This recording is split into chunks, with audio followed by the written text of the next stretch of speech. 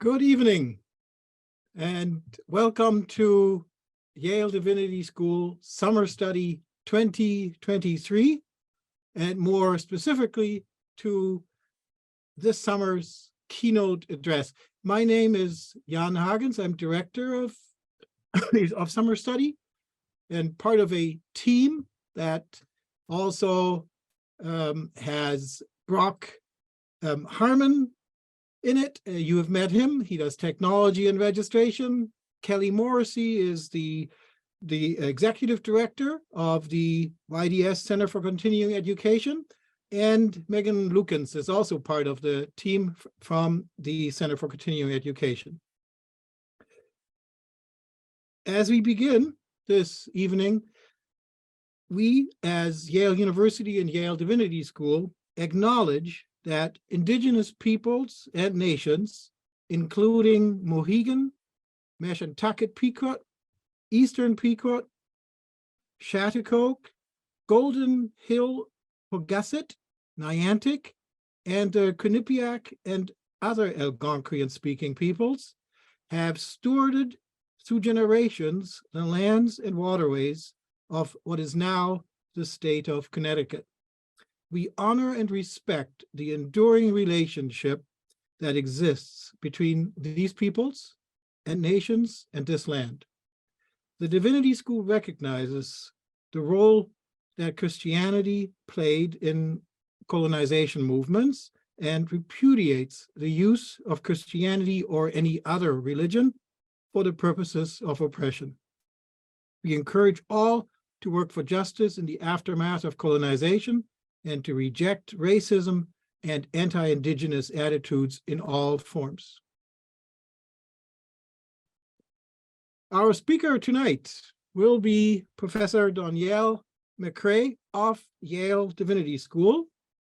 Professor McCray's research focuses on homiletics and the history of Christian spirituality. Within these fields, she focuses on African-American preaching and spirituality, on medieval women's spirituality, and the genre of sermon.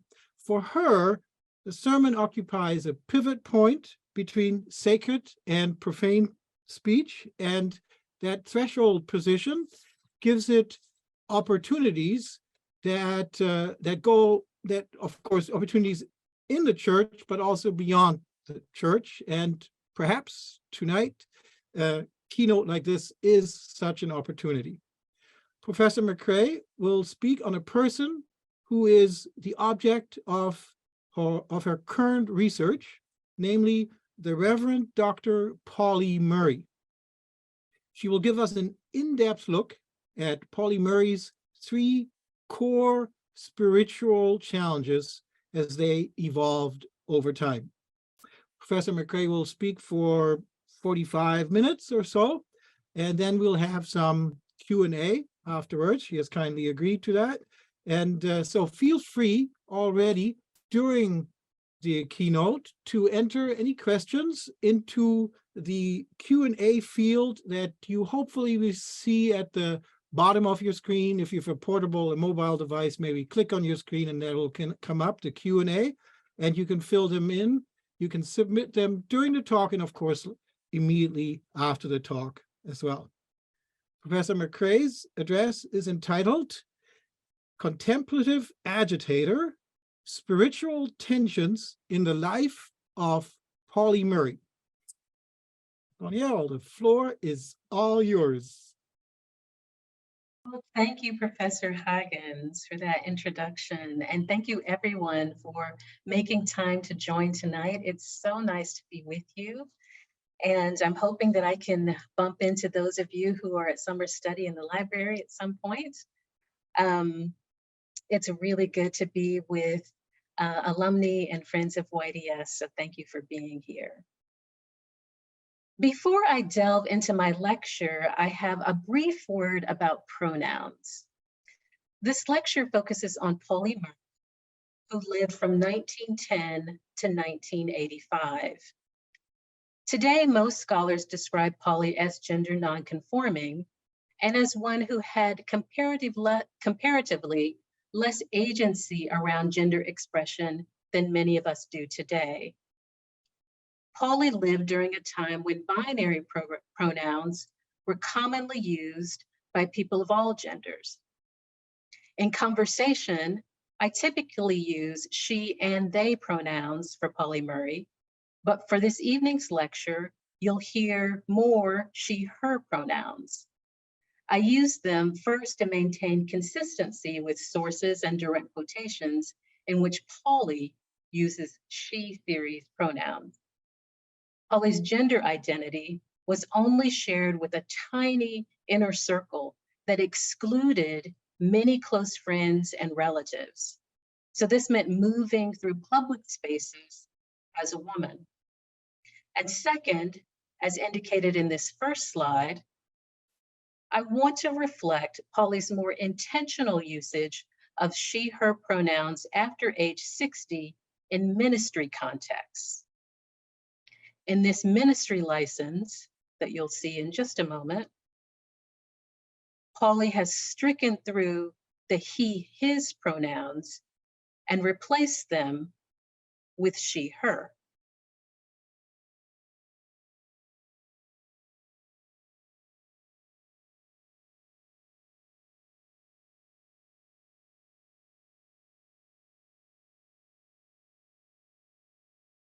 There we go.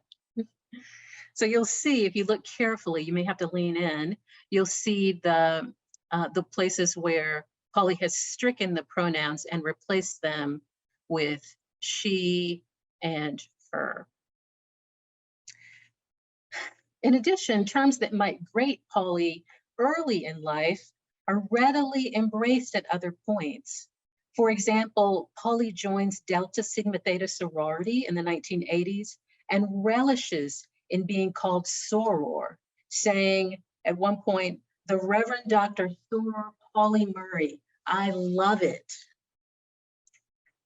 In every case, I try to honor the fullness of Pauli's identity and the need for the visibility of historical figures who were trans or non-binary. And I respect the fact that we're working with historical fragments and don't know which pronouns Pauli would choose today. Speaking and writing about people from earlier historical contexts whose gender transitions were gradual or partial, or whose gender identities were not publicly known during their lifetime, requires attention to the uniqueness of each case and openness to ambiguity. Pauli Murray scholars are taking different approaches to these questions, but all with a great deal of humility.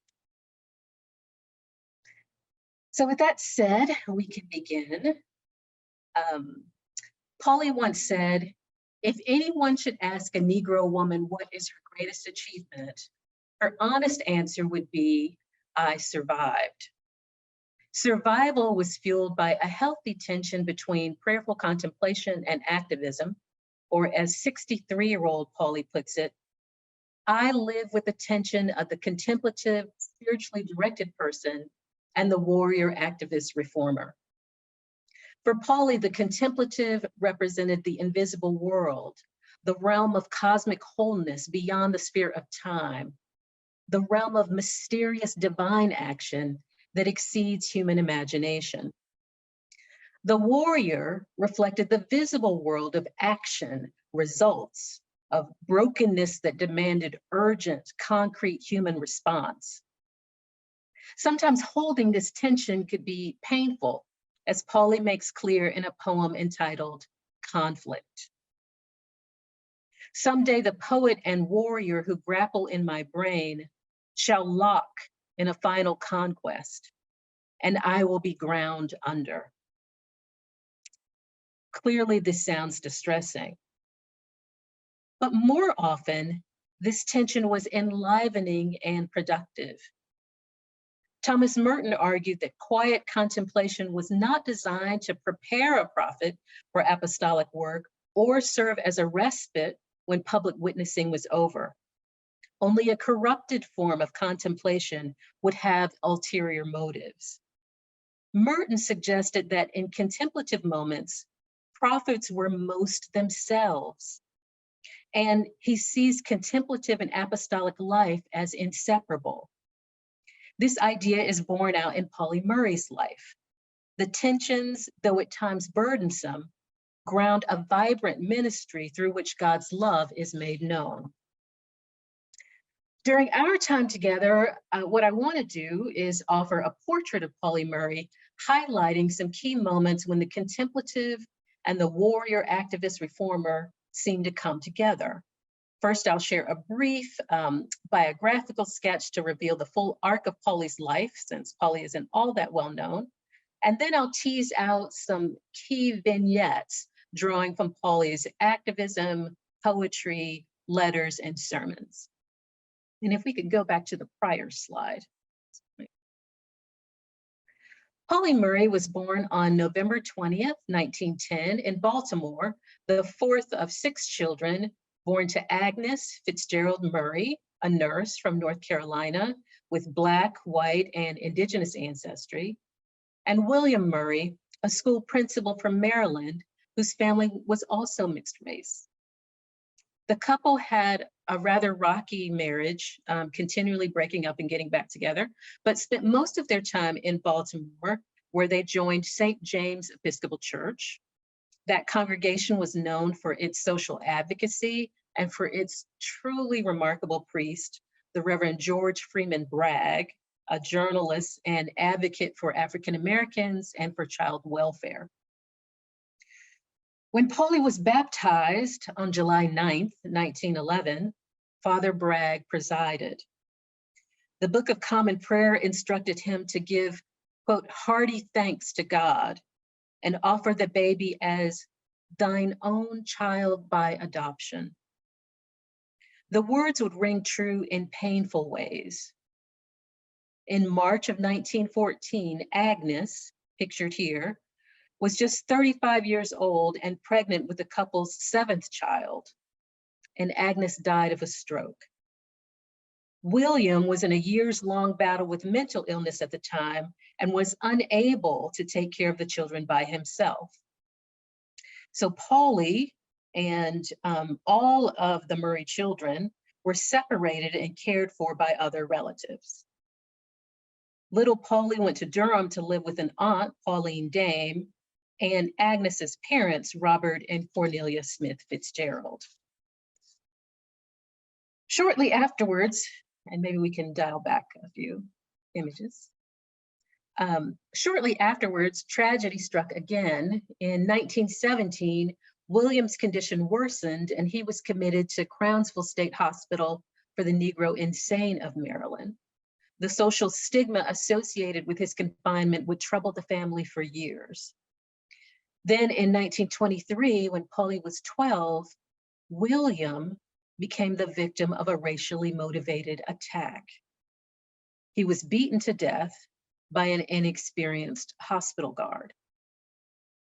Other family members tried to address this void for Pauli by telling vivid legends about Agnes and Will and providing a sense of their personalities. But there was no way to soften the magnitude of this loss. Watching friends and other relatives grow up alongside their parents and living past the ages of 35 and 51, the ages when Pauli's mother and father died, brought regular reminders of the loss. Yet from a young age, Pauli felt a certain nearness to deceased relative, sensing them as guiding lights reaching out from an invisible world. And next slide, please. As early as age 8, Pauli preferred wearing what was then considered boys' clothing. Later, young Pauli would confide that they felt, quote, inwardly male and outwardly female. Aunt Pauline responded with endearment, calling Pauli my little boy girl. In addition to honoring Pauli's choice of clothing, Aunt Pauline allowed Pauli to chop wood and take up a paper route, roles typically reserved for boys. Church served as a space where Aunt Pauline was less flexible. At St. Titus Episcopal Church, Pauli was required to wear dresses, and respect the church's rule of only allowing boys to serve as acolytes. Despite these restrictions, 8-year-old Pauli baptized a cousin and became unusually engaged in church, playing the organ and serving as a lay assistant to an uncle who was a priest. Pauli even described church as an extension of the family home. But any early leanings towards the priestly vocation were thwarted. The priesthood was treated as a male prerogative. Yet one person seemed intent on honoring Pauli's sense of vocation despite the gender barriers: Bishop Henry B. Delaney, a longtime family friend. On his deathbed, he blessed Pauli and called her a child of destiny. That encounter took place when Pauli was around 16, but it had a lifelong effect. Pauli felt renamed and charged to forge a new path. While Pauli's baptism and birth certificates read Anna Pauline Murray, Pauli used several names that reflected a more fluid gender identity, including Paul, Pete, short for Peter Pan, and Pixie, but completed a legal name change to become Pauli. Immediately after graduating from high school, Pauli moved to New York, eventually enrolling in Hunter College, but matriculating slowly due to limited finances. There were periods of study and periods of time off to hitchhike, ride the rails, and work. Pauli worked as a janitor, as a typist, as a switchboard operator, and waited tables, anything to pay the bills. Next slide, please. During the 1940s, Pauli challenged Jim Crow laws on Greyhound buses and led successful sit-ins at 2 Washington, D.C. restaurants. Enrolling in Howard Law School, she came up with an argument to unsettle the doctrine of separate but equal in Plessy versus Ferguson. People chuckled when she shared the idea in class, but her argument later became a key resource for Thurgood Marshall and Spotswood Robinson in the Brown versus Board of Education cases. Later, Pauli attended the University of California and began a career as a civil rights lawyer. She served briefly as Deputy Attorney General of California and on the legal staff of the American Jewish Congress before joining Paul Weiss Rifkin Wharton Garrison, a large law firm in New York. There, Pauli mentored a young intern, Ruth Bader Ginsburg, with whom she'd later collaborate on pivotal sex discrimination cases. Pauli lived for a time in Accra, where she taught law at the University of Ghana and helped author its constitution and canons. Upon returning to the United States, she studied at Yale Law School and in 1965 earned a doctoral degree in law, the first African-American to do so. Pauli helped found the National Organization for Women and also focused on race, gender, and civil rights as a professor at Brandeis University. Around this time, in her early 60s, Pauli discerned a call to ordain ministry and saw this path as consistent with all her prior work. She gave up a tenured professorship and applied to seminary. From the start, it was clear that Pauli was an atypical student. Pauli's seminary application includes areas where the word he has been stricken and the word she inserted. And several of the questions on the form are answered with sarcastic remarks. For example, the form asks, have you ever seen a physician regarding emotional or mental difficulties? Pauli responds by writing, who hasn't? What part did you take in student athletics and activities? Pauli's response, hardly applicable at this late date, wouldn't you think? These early tensions foreshadow what would be a tough journey, one Pauli described as more demanding than earning a law degree or a doctorate. Despite the many challenges of seminary, Pauli graduated and on January 8, 1977, was ordained a priest. News headlines as far as Australia celebrated her as the first African-American female priest in the Episcopal Church USA. A lover of words, Pauli authored several books, including 2 legal texts, a memoir, a book of poetry, and an autobiography.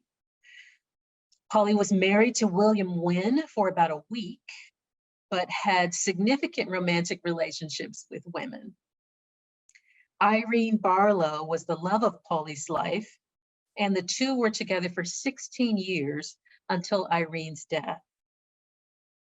Pauli Murray died of pancreatic cancer on July 1st, 1985, and was buried next to Irene.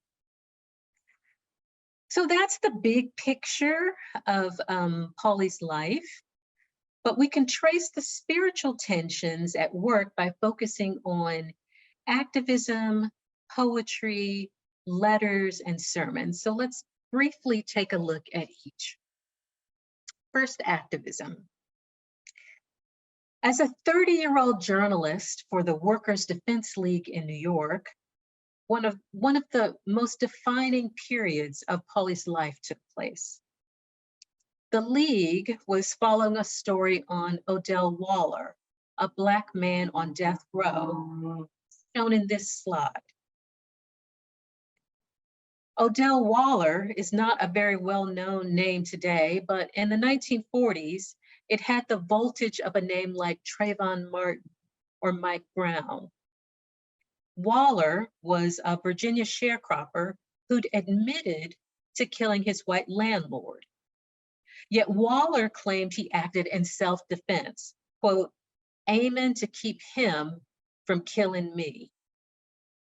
After the shooting, he fled to Ohio, convinced he could never get justice in Virginia. But he was extradited, quickly stood trial with a meager defense, and was convicted of first-degree murder by an all-white jury consisting of residents who could afford to pay the poll tax. Several of the jurors had sharecroppers themselves. Waller was awaiting execution and desperately seeking help to appeal his conviction when he met Pauli. The two sat in his jail cell just a few yards from the execution chamber called the death house. Knowing Waller's fate was being determined by assumptions of white innocence and Black depravity, Pauli started raising money and awareness, eventually crossing the country on a fundraising tour with Annie Waller, Odell's mother. As seen in this next slide, there was much publicity about this tour.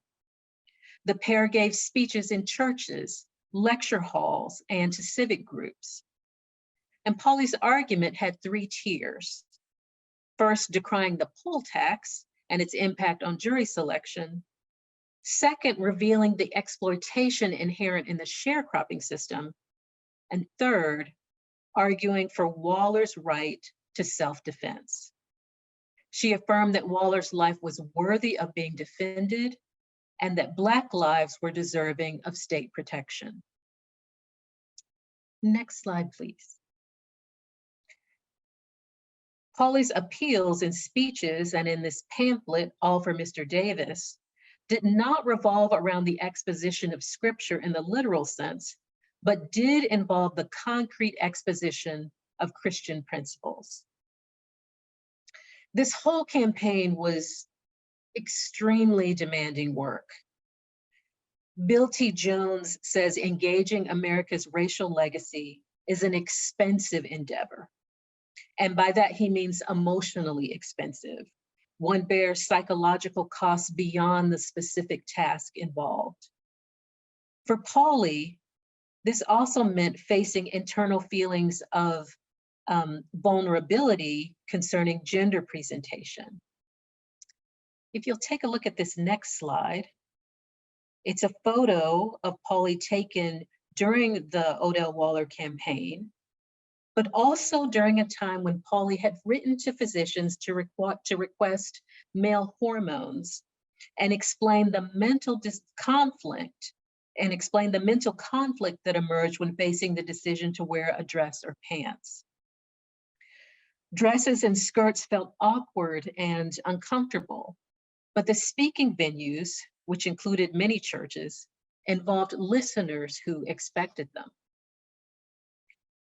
One listener was so moved by Pauli's appeal that he wrote a news article comparing her to Joan of Arc, fighting for the cause of her people. Complimenting her dress, he described Pauli as a pretty girl with fine features and an impassioned demeanor. Responses like this generated much needed publicity for Waller's cause, but came at a steep cost. The psychological distress caused by trying to meet these external expectations would eventually lead to 3 hospitalizations. Yet during the campaign to save Odell Waller, Pauli mostly suffered in silence. Pauli fought for Odell to the end, even getting Eleanor and Franklin Roosevelt involved, but the die was cast. Odell Waller was executed on July 2nd, 1942. Pauli could not bear to attend the execution, but kept vigil all night. Afterwards, those prayers took form in an open letter to Roosevelt and a march in Washington, D.C. Now, A. Philip Randolph actually conceived this march, but Pauli took the lead in organizing it, partnering with a coalition of maids, laundresses, and garment workers. This march was the foremother to the 1963 March on Washington. Ada Maria Azazi Diaz says, "I pray best with a picket sign in my hand." And I think Pauli would echo that sentiment. By physically bearing witness in the public square, Pauli the Contemplative and Pauli the Agitator were in sync in fleshing a message of love and justice. Laurel Schneider, in a book Beyond Monotheism, notes that liberation theology has been quick to connect the incarnation to instances of human suffering, but much slower to describe the ways human bodies reveal divinity by flexing freedom and joy. The notion of divine fleshiness, she says, tends to be narrow or strongly spiritualized, usually restricted to the experience of suffering. Schneider urges a vision of incarnation that critiques imperial theology through representations of freedom, abundance, and pleasure. I see Pauli sharing this view. In 1931, this is one example, Pauli and a friend, Dorothy Hayden, dressed as Boy Scouts during a road trip through Connecticut. When they needed to use the restroom, Dorothy went into the women's bathroom and Pauli went into the men's room. A traveler's aid representative, functioning as a surrogate law enforcement officer, confronted them and called the police. To diffuse the situation, Pauli called it a prank. "We weren't trying to fool you, but it was good fun while it lasted. It'll make great material for the book we're going to write." But in truth, this was more than a prank. It was an utterance, an effort to assert freedom and challenge gender binarism. Pauli continued to participate in demonstrations, large and small, public and private. But as an older person, the classroom became an important sphere of advocacy. Just shy of age 60, Pauli joined the faculty at Brandeis University and taught courses like law and social change that provided opportunities to reimagine American democracy. Now, some students saw the graying hair at Pauli's temples and heard her objections to sexism in the Black Power movement and dismissed her as part of the establishment. It stung to be misunderstood and rejected this way. but for the most part, Pauli directed her energies to those who were receptive. Teaching proved rewarding and provided an opportunity to share hard-won lessons about social change. Later, after being ordained, Pauli co-taught a course on Christian freedom at Virginia Seminary. In that class, she pressed questions about sexuality and gender identity, noting that some scholars suggest there are 6 genders, and asking students how their understandings of Christian freedom apply to people seeking gender reassignment. When the students were silent, Pauli pressed in on them, telling them that they needed to read about it and stressing that clergy could not afford to be uninformed. Next slide, please. It's clear that spiritual tensions animate Pauli's activism, sparking internal reflection and discernment that then manifests in public demonstrations and teaching. This alchemy also drives Pauli's poetry. In fact, I tend to think of poetry as Pauli's first prophecy, as a form of prayerful truth-telling that, as Katie Cannon suggests, dramatizes biblical conflicts of dominance and submission, assertion and deference, the righted and the outlawed, the propertied and the dispossessed. For example, in 1943, protests and race riots broke out across the country due to the unequal treatment of African Americans who were essentially expected to absorb white hostility at home and fight for the US abroad. President Roosevelt responded by calling for civility. He went on to say, "The recent outbreaks of violence in widely spread parts of the country endanger our national unity and comfort our enemies. I am sure that every true American regrets this." Pauli knew civility involved more than silencing contrarian voices and composed a poem, Mr. Roosevelt Regrets. What'd you get, black boy, when they knocked you down in the gutter and they kicked your teeth out and they broke your skull with clubs and they bashed your stomach in? What'd you get when the police shot you in the back and they chained you to the beds while they wiped the blood off? What'd you get when you cried out to the top man, when you called on the man next to God, so you thought, and asked him to speak out to save you? What'd the top man say, black boy? Mr. Roosevelt regrets. Poetry had a magnetic appeal for a number of reasons. Through poems, Pauli could shape consciousness and have a full presence in the reader's mind. There was also freedom on the page, no dress code, no being sized up physically before opening one's mouth, and one could speak directly to the soul of the reader, kind of like a priest speaking behind a velvet curtain. Poetry allowed one to enter a problem without resolving it necessarily.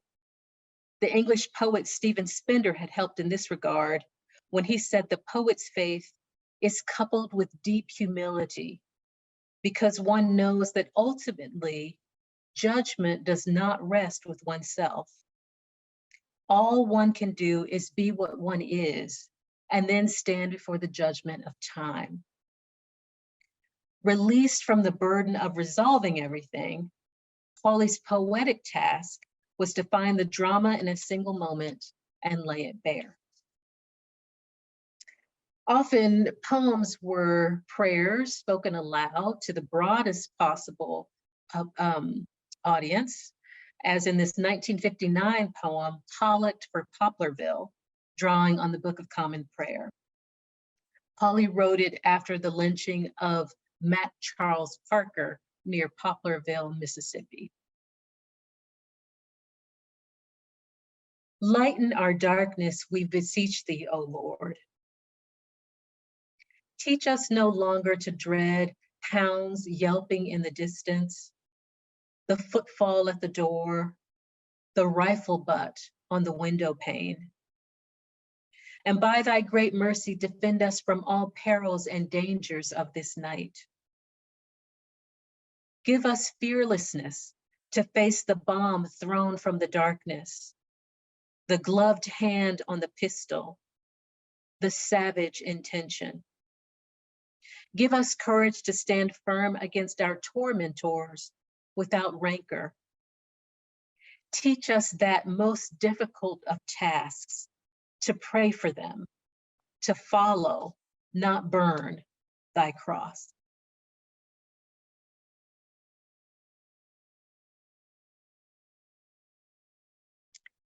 As powerful as Pauli's poems are, Morris Bilgram, one of Pauli's mentors, writes that she is a little dissatisfied with the label of poet and considers herself a prose poet, that is a transitional writer whose work is to bridge the divide between poetry and highly sensitive prose. And that leads me to Pauli's letters. Next slide, please. Pauli wrote thousands of letters, calling letter writing confrontation by typewriter. Letters provided an opportunity to draw on the model of the Apostle Paul, who addressed conflicts and moral questions in letters. In 1977, Pauli received a copy of a letter addressed to her bishop. It was sent by the Reverend James Watley from the Coalition for the Apostolic Ministry. He objected to Pauli's ordination, stating that it would cause grave scandal, and noted that the members of the coalition would not accept the sacramental acts of Pauli's ministry. I'll share just a short portion of Pauli's response. I begin with the principle that as baptized members of the one holy Catholic and Apostolic Church, you and I belong to the royal priesthood of all believers, that we are brother and sister in Christ, that we must love one another as ourselves, and that we must bear one another's burdens. Since my ordination to the priesthood has contributed to your anguish, which motivates your letter of January 13, I must bear some responsibility for your pain. Only the deepest kind of pain could make a member of the ordained clergy go to the very brink of violating his ordination vows. First and foremost, I am a child of God, and no other human being on this planet is inferior to or superior to me. This brings me to the crux of our differences. We differ on the theology which underlies your letter, and increasingly the weight of theological opinion attests to the rightness of the ordination of women to the priesthood. I am deeply sympathetic to the anguish you and the members of your coalition must feel to have overturned one of your most deeply held articles of faith, comparable to the belief in racial superiority, which has brought our nation to bloodshed and grief all too often in its short history. What Pauli was doing in letters like this one was simulate a face-to-face encounter, thinking that the back and forth that comes with examining difference helped people attain a deeper level of truth. In the exchange with Reverend Watley, Pauli spoke as a representative of the institutional church, but she had a high view of the individual speaking without an organizational backing. Many of Pauli's letters reflect a solo voice aiming to, quote, get on the conscience of the other, trusting that the power of the Holy Spirit is behind me. I do my part and leave the results to God. Pauli sometimes confronted institutions and corporations this way in the hope of making them more humane. Here's an excerpt from a letter to Exxon in 1980. Her letter is addressed to the Vice President of Customer Relations. Dear Exxon, will you go out of business if a customer is 2 days late in paying the monthly bill? I seriously doubt it, having read the financial pages of the Washington Post and seen over television those astronomical profits you have made over the past year. Now, dear Exxon, I have been a customer of Esso, then Exxon, since the 1930s. Why don't you take a look at my credit record with your company and see how often I have been late with a payment? I enclose my check for the current bill in the amount of $16. And this part is in all caps. I have no intention of paying the 14 cents finance charge. And if you press the point, I'll cancel my credit card and go to another company. Since I use diesel fuel, you're not the most convenient supplier anyway. Having expressed my anger, let me tell you why my payment was late. On January 31, I was admitted to the hospital and kept in the coronary care unit for 5 or 6 days and released on February 12th. I was under severe restrictions for the next 2 or 3 months. Since I live alone, there was no one to pay my bills or do the necessary things until a friend could secure the keys to my apartment. Even then, she could not find the Exxon bill until I came home and was well enough to go through a pile of mail. If computers are going to rob us of human relationships, perhaps it would be better if we got rid of computers. Which do you want? My continued patronage or the 14 cents? Yours for humanizing society, the Reverend Dr. Pauli Murray. I should note that Pauli was not inclined to write letters simply to voice anger. Her archive includes a hefty file of letters not sent. When mailing a letter, Pauli expected to work towards a resolution. Confrontation by typewriter was a means of claiming, quote, a pixie prophetic background and communing with those scrappy 8th century BC prophets, Amos, Hosea, Isaiah, and Michael, and with Paul, the apostle, whose name I bear. And that affiliation with the prophets and apostles leads us to Pauli's sermons, perhaps the one genre in which listeners expected a combination of contemplation and advocacy. And if we could move to the next slide, please. On April 12, 1981, Palm Sunday, Pauli preached at the Church of the Atonement in Southeast DC. Her title was Put Up Your Sword, drawing on Matthew 26:51, where one of Jesus' companions cuts off the ear of the high priest's servant. President Reagan had been shot 2 weeks earlier, and Pauli begins by talking about the barbarism of the moment. If the President of the United States could not be protected from the evil bullet of an assassin, no one of us can walk the streets safely. If I were the prophet Isaiah, I would be tempted to proclaim to our president, "Thus saith the Lord." This is a warning. You are the leader of a great people who have lost their way and are worshiping the false gods of violence. As a leader, you have been altogether too tolerant of handguns, and now you are a victim of handguns.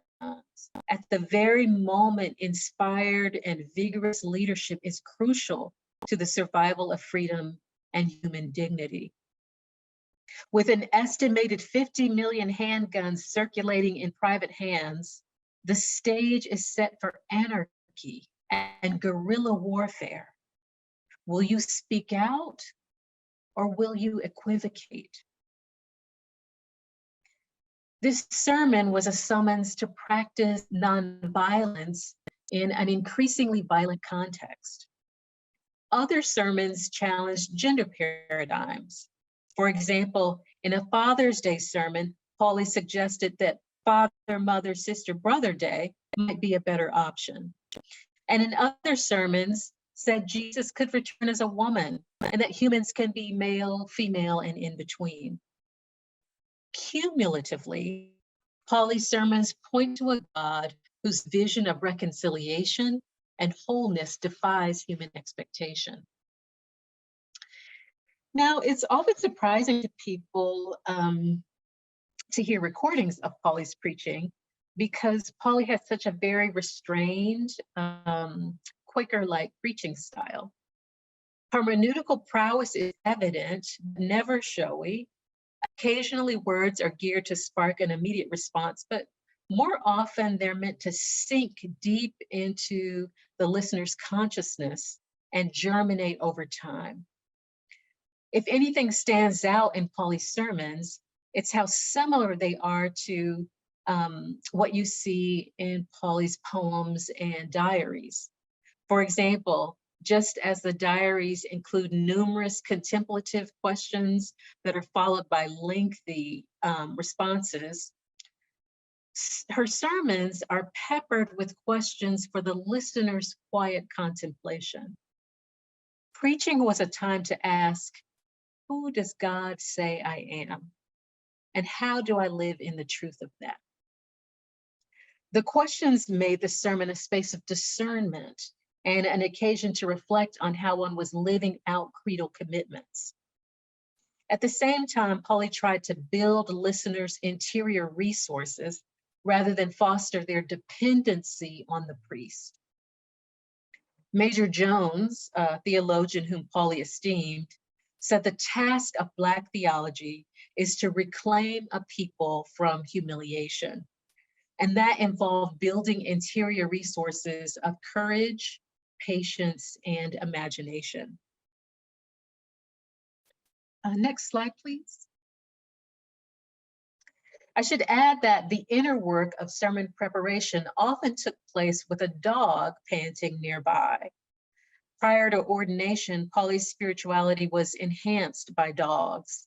Long walks with dogs like Petey, Smokey, and Doc, is pictured here. Those long walks brought calmness and a sense of clarity. Roy, a Black Labrador, soothed the preacher during the composition process and can be heard barking in the background as Pauli practiced aloud on audio cassettes. Next slide, please. But overall, both the sermon preparation process and the act of preaching were ways to claim a primary identity as a child of God. Perhaps because that conviction, of being a child of God had been a source of comfort during times of hospitalization and distress, Pauli stresses it again and again. Here's just one example. To think of oneself as a child of God is a liberating experience. It is to free oneself from all feelings of inferiority, whether of race or color, or sex or age, or economic status, or position in life. When I say that I am a child of God, made in his image, I imply that Black is beautiful, that white is beautiful, that red is beautiful, or yellow is beautiful. I do not need to make a special pleading for my sex, male or female or in between, to bolster self-esteem. When I truly believe that God is my father and mother, in short, my creator, I'm bound also to believe that all men, women, and children of whatever race, color, creed, or ethnic origin are my sisters and brothers in Christ, all one word. Whether they are Anglicans, Roman Catholics, Methodists, Black Muslims, members of the Judaic faith, Russian Orthodox, Buddhists, or atheists. Let me conclude by saying that the literary scholar Philip Weinstein talks about the value of being driven more by tension than resolution. Pauli Murray was one of those people. Contemplation and agitation fueled a revolutionary life that is a model for us today. Final slide. It feels fitting to close with a prayer that Pauli composed. Lord, increase our faith. Grant us to know in life the faith that removes mountains, the faith that overcomes the world, the faith that works through love, the faith that makes all things possible. Grant that relying on thee as thy children, we may trust where we cannot see and hope when all seems doubtful. That we may go out with good courage, not knowing whither we go, but only that thy hand is leading us and thy love supporting us to the glory of thy name. Amen. Well, thank you for listening. I wonder if you have any questions. Yes, there is some questions, or Okay. at least one. Okay. And I have some questions too, but why don't we start with what's already there? It's a great question. Shall I just read it for you? Yes, please. All right. I remember hearing of Pauli Murray when she was ordained as an Episcopal priest. I don't recall her personal identity being reviewed. Was this known at the time, or is it now coming to light because of the shift in secular and religious thinking? So Pauli was actually very quite intentional about only sharing their gender identity with a very tight circle of people. So this included just a couple of relatives and lovers and a couple close friends. So it was not widely known. And there's some correspondence that suggests that the Bishop of Washington had some insight about Pauli's sexuality, or had some questions about sexuality, but and Pauli actually drafted a letter to send, but decided not to send that letter. So you have to keep in mind that the 1970s was such a tender time around women's ordination in the Episcopal Church. They were the Philadelphia 11 were ordained, had this irregular ordination that, and Pauli was present for that, that sparked a lot of outrage. And so there was a real desire to do things according to policy and to have as few hurdles, if you will, for ordination bodies. And being open about their gender identity, Pauli was just not thinking that would enable an ordination. So I think that's a long answer to your, I hope that answers the underlying question. It's a good answer. The second question was actually on my mind also. It's from Alexandra, and it is, could you speak further about her influence on Ruth Bader Ginsburg? Yes, well, I'll start by saying that Paul Weiss was a really intense place to work. There was a lot of focus on it in the things that I've read of it being a workspace where men's voices were prioritized, where the women who were attorneys that felt like they were largely tolerated and not really celebrated in that work environment. And so Pauli was one of the rare attorneys who could provide Ruth Bader Ginsburg a sense of friendship and support when in what was a really dire situation, at least socially in that space. And they had a lot of, they had shared interests about women's rights and wanted to see more equality in the bar.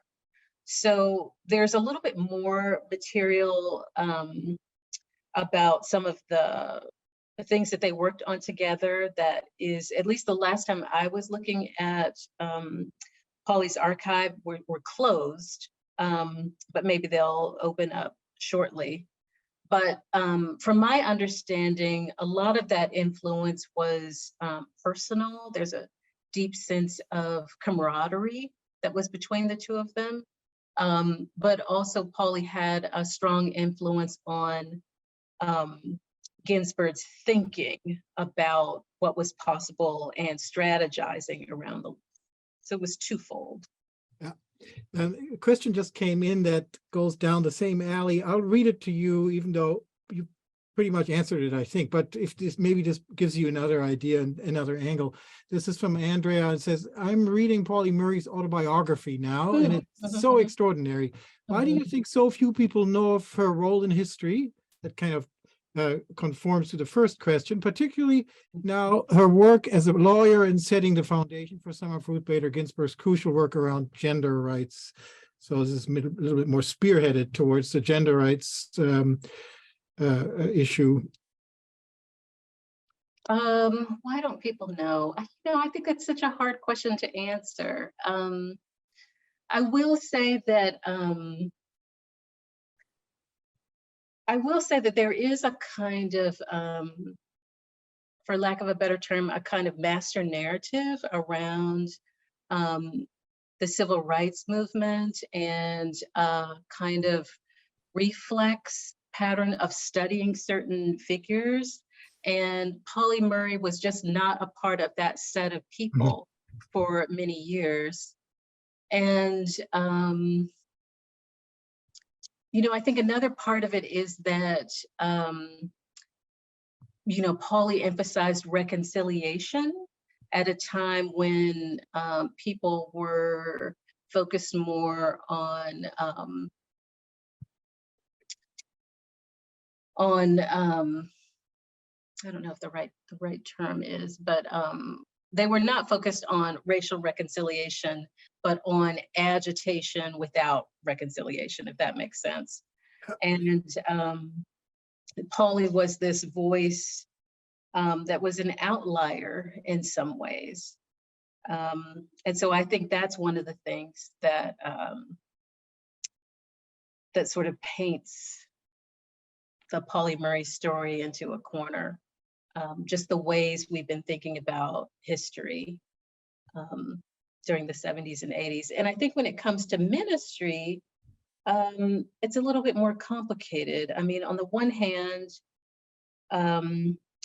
Pauli is preaching quite a bit during the 1970s and 1980s, largely in Episcopal churches, other mainline congregations, Presbyterian, Lutheran spaces, but less in large Baptist, AME, or AMEZ congregations. And so that means that Pauli's story, isn't spotlighted in the same way.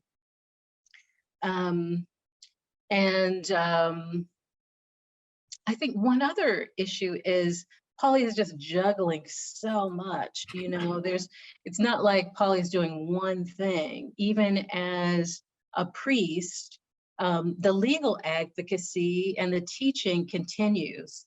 And I think oftentimes when we're doing many things at once, it can be harder to show up on certain radars. But it's a really hard question as to why we've done it. Yeah, but I'm so glad that we do. There's two questions from people who are trying to draw on your expertise, of course. And the first one is, are there specific books about Pauli Murray that you would recommend as ideal reads?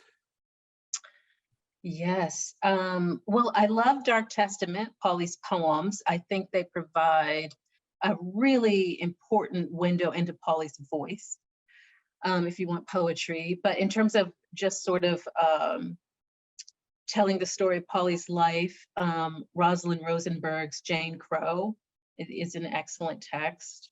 I also love there are two wonderful anthologies of Pauli's letters. One is 40 Years of Letters in Black and White, and that it's a small book, but really dense with really excellent material. And the other one is the Firebrand and the First Lady. Those letters between Pauli Murray and Eleanor Roosevelt. That's another really great anthology of correspondence. So it just really depends on what you're looking for. The other question is very targeted and asks, would love to be able to find a copy of that prayer you read that Pauli wrote. Oh, I'm happy to send it. Yeah, if you could somehow, well, you could just email me, and I'm happy to email it to you. Yes. So exactly, you can find Professor McCray's email address on the Yale Divinity School website under faculty, and that's the easiest way, maybe. Let me see, there's something else at the bottom of the screen. Oh yes. Sorry. So grateful for your work on Pauli Murray. I just heard about her a few years ago, but felt deprived that her greatness is not more widely known. It's several of our questions as an icon of Black history. What factors have contributed to her hiddenness in Black history? I don't know. I feel like maybe we answered that question with I think so. Yeah. Yeah. I think there are just ways of telling history that tend to foreground certain stories and not put a spotlight on others. And Pauli was one of those for many years. Here's a question about her ecumenical involvement. What was her ecumenical involvement? Did she collaborate with clergy or women's ordination efforts in other religions? You know, I am not remembering off the top of my head occasions where Pauli is collaborating with others on ordination and other traditions. I know that Pauli went to the, oh my goodness, the World Council of Churches meeting in Sweden in, I want to say maybe 1967 or 1968, and participated in some meetings that focused on gender issues, but I don't know of any targeted efforts to aid in women's ordination in other traditions, or at least I'm thinking about this now, and nothing's coming to mind. I will say that that as passionate and committed as Pauli was about women's ordination, there was a period when it was a real dicey issue. And Pauli actually writes about seeing the Philadelphia 11 being irregularly ordained and feeling like, oh, we might all be struck by lightning. Like, this is a both terrifying and momentous event. And yet, I'm so glad I was here to witness this. So, and even at Pauli's ordination, there was this great sense of ambivalence, even up into the morning of the ordination.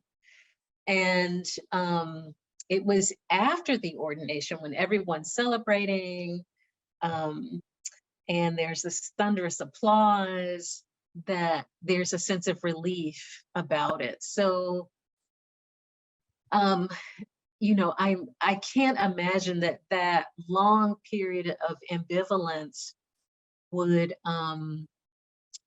sort of slow the process of jumping into the dynamics of another denominational tradition, although Pauli would certainly be supportive of that process.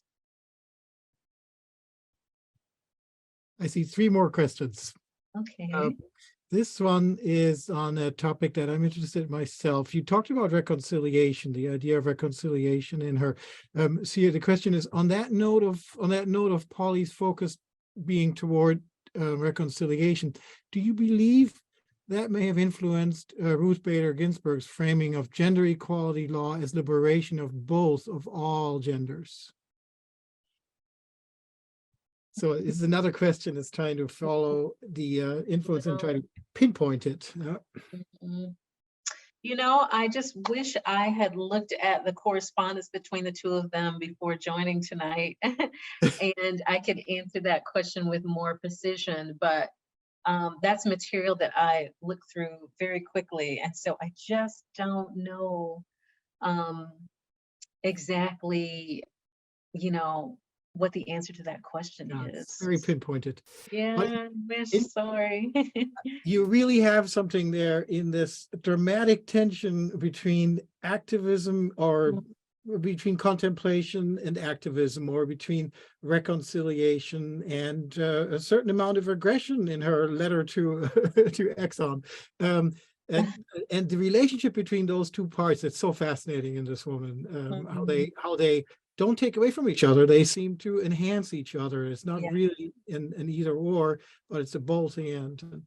So the last 2 questions are sort of icing on the cake questions. What is your favorite piece personally of Pauli's writing, poem or sermon or letter to someone, that you have encountered in all of your research on Pauli Murray? Oh, that's such a hard question. I love everything.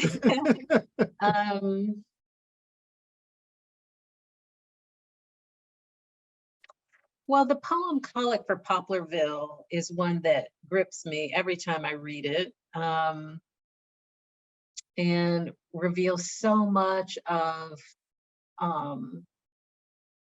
Pauli's prayer life and sense of justice and insight on the human vulnerability that we all face. So, you know, if I had to choose, I might include that one. The other, and this is a book that I probably could have mentioned before, Proud Shoes, The Story of an American Family. This is Pauli's memoir. Is just, it is gripping and illuminating and beautifully written. I mean, just, there's a whole story in how it came to be in terms of the writing and complete rewriting process, which is humbling. But I think Proud Shoes is another text that I consider a favorite. I have, for the last few years, taught a course at YDS called Pauli Murray In and Out of the Pulpit. And we always read Proud Shoes because it's such really critical text on Murray. So unsurprisingly, there's lots of people who wrote in to thank you for your excellent presentation. And I think one person, Omina McCoy, especially wraps it up by saying what I think I should be saying, or we all want to be saying. She just says, "You're the best, Dr. McCray." So Omina, thank you very much. I know you're just preaching up a storm. You're such a great preacher, and I sure hope you're well. Wow. So it's been great. I mean, you've really given us a wonderful person to get to know even better and follow up on your talk and delve into it. And it's been both educational, but also really just delightful. Thank you very much. I'm so happy with this keynote. We all are, I think. Yeah. Thank you. So much for listening, and have a great evening, everybody. Thank you all for attending, and good night.